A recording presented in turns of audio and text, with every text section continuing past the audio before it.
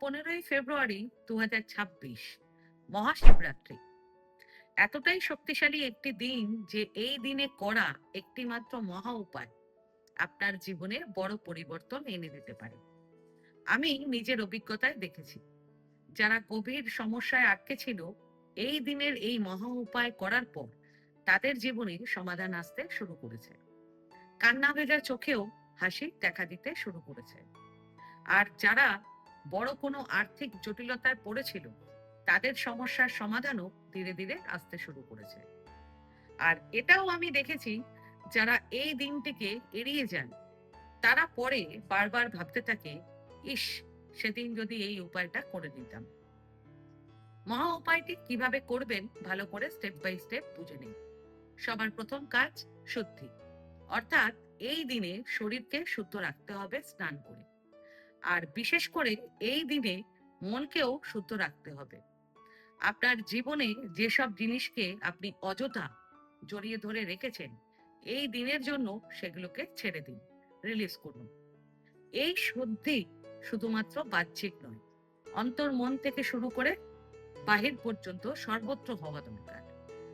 এই দিনে আপনার বাড়িতেও শুদ্ধি থাকা দরকার।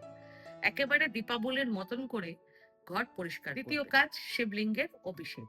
মা গঙ্গা ভগবান শিবের জটা থেকে উৎপন্ন এবং গঙ্গা জল ভগবান শিবের অতি প্রিয়।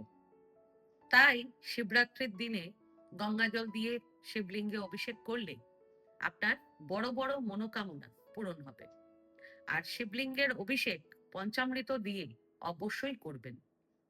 দুধ, দই, দেশি ঘি, মধু ও চিনি দিয়ে পঞ্চামৃত তৈরি করবেন। তৃতীয় কাজ, চন্দনের আতরের।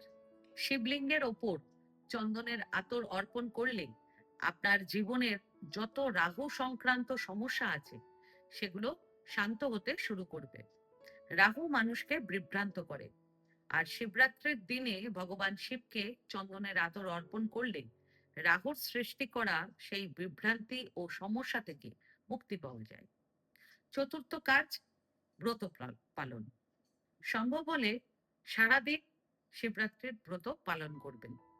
যদি মেডিকেল কারণে সম্ভব না হয়, তাহলে অন্তত একটি সময়ের খাবার স্কিপ করবেন। আর সঙ্গে ভগবান শিবের স্মরণ করবেন। এই দিনে আপনাকে 11 মালা ওম নমঃ শিবায় জপ করতে হবে। চেষ্টা করবেন রুদ্রাক্ষের মালায় জপ করতে।